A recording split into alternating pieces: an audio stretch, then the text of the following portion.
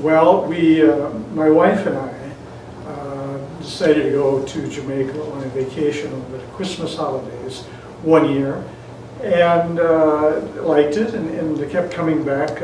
So we started going there on vacations during the winter, and the very first time we went, we found that there was an exhibition of the Jamaican Intuitives, and we attended it and became very attracted to the work, and that's really how we got started.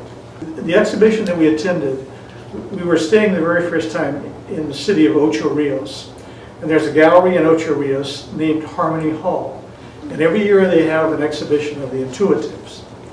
And I found out about it because there happened to be a magazine on the news rack while we were there, the Jamaica Journal, that on the cover of it, it says the Intuitives of Harmony Hall, and then it explained about these artists, and then I found that the exhibition happened to be going on during the time we were there, so we went over there, and a couple of the artists were there, but we didn't really meet them so much as really sort of take a good close look at the work, and found it very intriguing, and one thing led to another after that.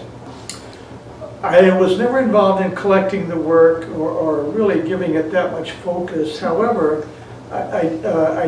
during a trip to Europe, I attended actually the very first year it opened, the opening of the year of the Musée d'Art Brut in Lausanne, which is a museum dedicated to self-taught artists, or as they're called in Europe, Art Brut, and found the work very, very, very interesting, very original, very much reflective of the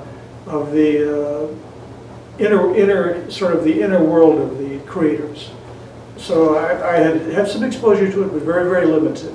And so, but maybe I think that sort of helped attune me to put me in the right frame of mind the day we went over to Harmony Hall. What we felt was the artists were very much pure artists. They were able to take their own ideas and to give them very vivid expression using their own language. And none of them were copying any of the others. They all had invented their own language that was appropriate for what they wanted to project. So we felt we were encountering very strong art. At the same time, we were encountering art that was a sort of a window to the culture. And so we'd already sort of figured out that we would be coming back to Jamaica, and over time, we felt that this was a very good way to sort of get beneath the surface of the culture instead of just being there as tourists. The artists are a product of their time, and they're a product of a lot of different particular circumstances. They're a product of their time in the sense that Jamaica this very year celebrates its 50th anniversary of independence. So it's a young nation. It's in the time I've been collecting, which was about half of that period. It was coming out from under a colonial system of government, independent system of government, and so the people themselves were in a state of figuring out who they are as a people, coming out from under colonialism. And at the same time that was going on in Jamaica and in the United States, a very important recognition of the importance of Africa within the African diaspora. In Jamaica and in the United States, the roots of Africa had been sort of passed over and in some ways suppressed within the culture, within the diaspora culture. And so in Jamaica that was going on at the same time. People were trying to figure out how do we relate as members of the African diaspora, how do we relate to now that we're in a country where we're the majority and we have self-rule, how do we sort of go back and sort of construct an identity for ourselves that allows us to have the capacity to exercise this new power and this new opportunity. And so the artists that we come to know over the years were witnessing all of that, in some cases participating in it, and others but they were all working out their own individual solution. They weren't, none of the artists, some of the artists we collected were Rastafari, and they were basically depicting the tenets of Rastafari using the sort of regular icons of Rastafari, of His Majesty, and the Lion of Judah and the other normal symbols. But others were sort of influenced by that, but took different takes. And so we were witnessing development of a sort of self-identity within a country all during this time. And we were witnessing individual artists coming up with their own individual solutions to that. I did a documentary called Messengers of Zion, and there was an exhibition of our collection in Washington, D.C. And we showed, at that particular museum, they showed the documentary along with the art in the same room. And one of the reviewers, a reviewer from the Washington Post, said, I watched the video and I got it. He said, I was able to be transported to this locale, transported into their life, and then I would be able to, and then hear them interviewed in the video, and really come up with really connect with the spiritual ideas or the metaphoric ideas that they were trying to transmit. He said it made them looking at the work infinitely stronger. You know, so yeah, being able to transport yourself even through video into their life for a few minutes, it really does help you understand what their intentions are, what their circumstances are, and you get a bit of an idea of sort of the intense spiritual background that many of them come from. With most of the artists that we dealt with, that we collected fairly seriously, we had interactions with them for over a period, maybe once or twice a year, or once every 2 years or so, over a period of 15 or 20 years. So we came to know them personally very, very, very well in many cases.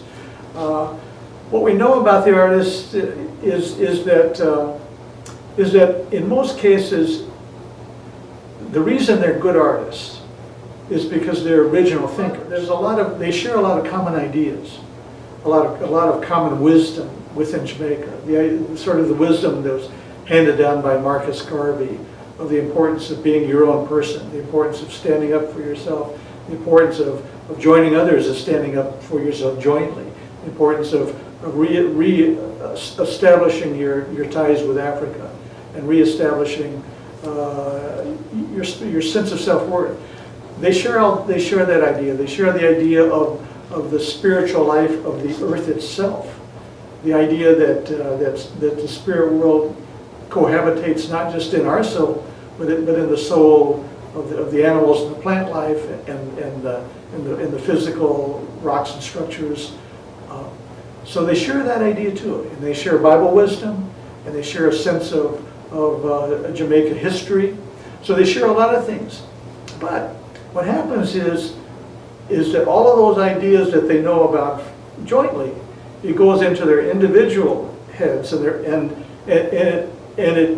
they have a different. Each one of them has a different mixture inside their head, and so when it comes out, it's unique. It's their take on all of this stuff. There are other artists that I met that did the same thing. Elijah, and what she did was she decorated her yard and her church with various objects to display her spiritual ideas. So in often cases, that's the impulse. The first impulse is a spiritual impulse, and they see themselves as a messenger, and they see themselves as having a role to be able to expose the ideas that they have come to believe are important spiritual ideas to others, and that's how a lot of them get started. And then over time, what happens over time is that somebody takes it from the world of art, takes notice of them, and then they sort of see all this in this incredible visual expression, totally original, totally the work of a true artist, strong true artist. Things that they were doing before and after which Brother Brown is very good example of that. Elijah is a very good example of that. It all is, it's the same voice. Each of them produced their work in their own home, or as you call it, Jamaica, their own yard. None of them have studios that they go to, but most of them lead very, very simple life, as most Jamaicans do, and are able to self-sustain themselves through occasional sale of the works of art in the spectrum. The other end of the spectrum is Everall Brown, for instance. Everall Brown is because he had been a carpenter and he understood the idea of, he knew how to use jigs. He knew how to, if you're doing things that you have to make several parts, identical parts, where you know how to do it on a sort of a organized, mass-produced basis, so you can set up a jig and make 10 cut-out pieces of wood that you're going to have one in each section. That kind of an idea. And so he would do that. But then when he got to doing the real subject matter of the work, it would be quite individual on each one. None of them were anywhere near like the others.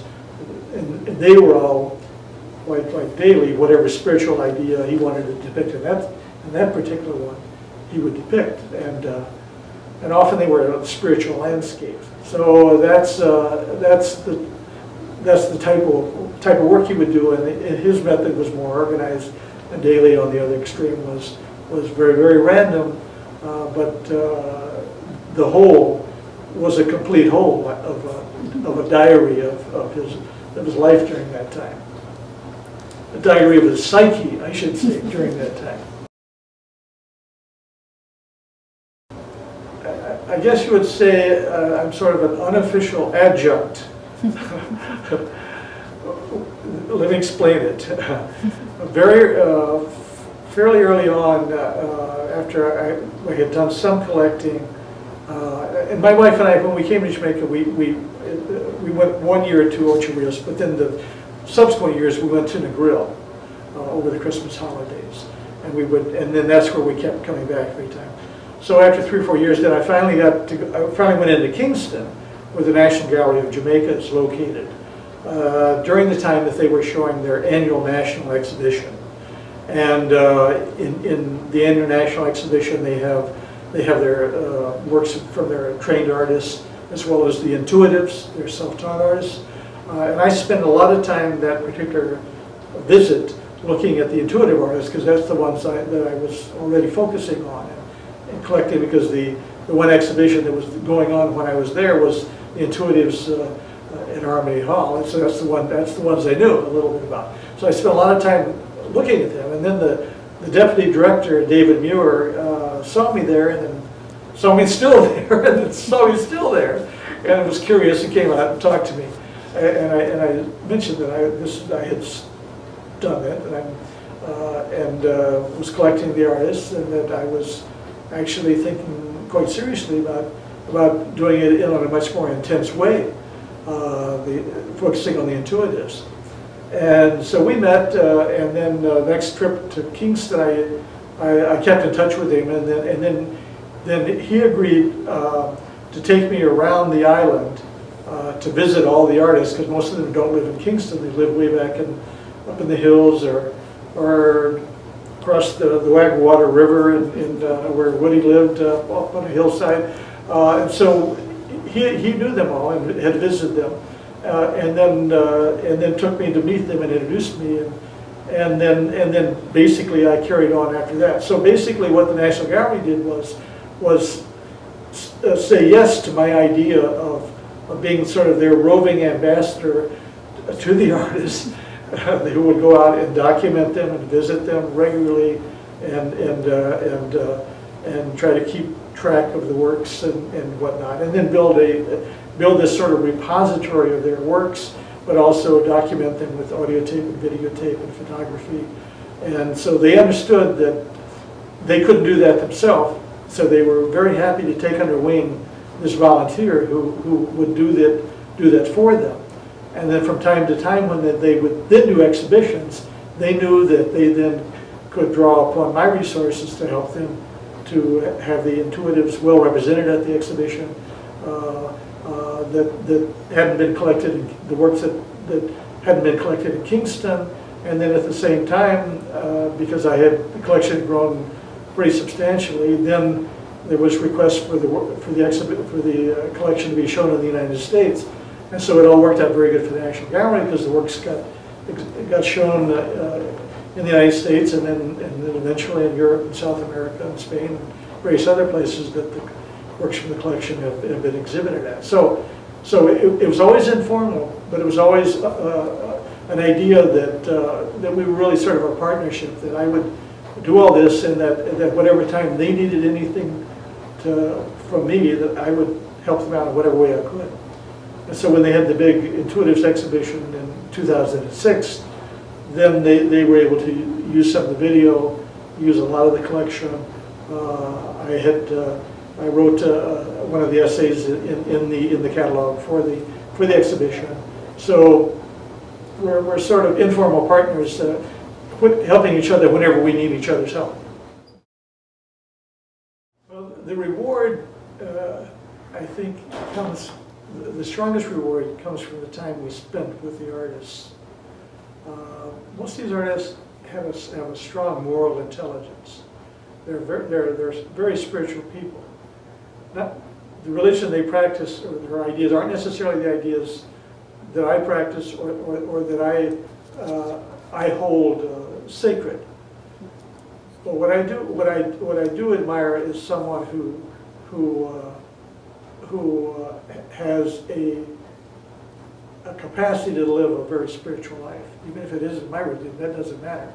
You're encountering someone who is a very humble person, but somebody who is probably a saint on earth in many cases, because of the life they lead, a very aesthetic life. And so anytime you encounter someone who is that strong, wonderful human being, you come away that day knowing a lot more than you did before you got to that person's house that day. You come back a richer person. So that's really why it was something you could do and not sort of get distracted from over the years, because it was a very rich way to lead a life, to be able to spend time with people like that. So that was part of it. Then the other part of it was the earliest professional career I had was as a newspaper reporter. So I had some skills and talent in being able to record people's, to be able to report on people and report on things like that. And so being able to document on all that was sort of drawing upon a skill that I had. So the other rewarding part of it was that here you got a middle-class couple from another country, United States, and literally, if you stick with it, you could, by being organized and serious about it, you could contribute to the cultural knowledge of another country. Amazing, amazing. But literally, we were able to do that. And then when the video got shown in Washington D.C., and then the reviewer there, the art critic there, says, "I get it, I understand it." Well, that's rewarding, because you help another part of the world understand sort of a rich spiritual and artistic life that goes on in the back hills of Jamaica. They would have no way of knowing or suspecting that rich cultural activity is going on. So you help create understanding amongst various people and various cultures. That's very rewarding. And then you get to look at all this great art all day long. So you surround yourself with things you love, and so I can't imagine a better way to have spent my time, our time in over those years than doing that. Then we would have gotten more pleasure or more satisfaction, or more or deeper understanding of human nature than the way we did, than what we did. The first thing to do is to collect well. But the things that we did right were we focused. We it occurred to us early on, as I say, that you can make a contribution to cultural knowledge, but only if we, given our resources and our time and everything, only if you do it in a small area, where you can really provide a lot of original information that otherwise would not have been gained. But if you try to do it on too broad a fashion, then you won't. It's too much for you to learn yourself, and so your contribution isn't going to be that strong. So if somebody does their collecting right, and really collects in a fashion that their collection would be able to provide a resource for a museum in that area of art, then by all means they should work with the museum to make it available, to work with the museum to make whatever, to do it systematically so that they can have good, accurate records about the works and the artists, so that the museums then can accurately then use it with confidence in the information you've gained. So yeah, it's if you're serious about it, that you should be doing that. That's the goal, to be able to fulfill our mission, which was to be able to help advance the knowledge, the knowledge about the culture of a particular country, and do it in a way that is lasting, so that information is accessible, it's well organized, and the works are accessible. And so we had 5 hard years of the collecting. The easy part's over. The collecting, now the hard part, which is organizing all this other material, is and working with various museums and donating works to their collection. That's sort of the next phase of things.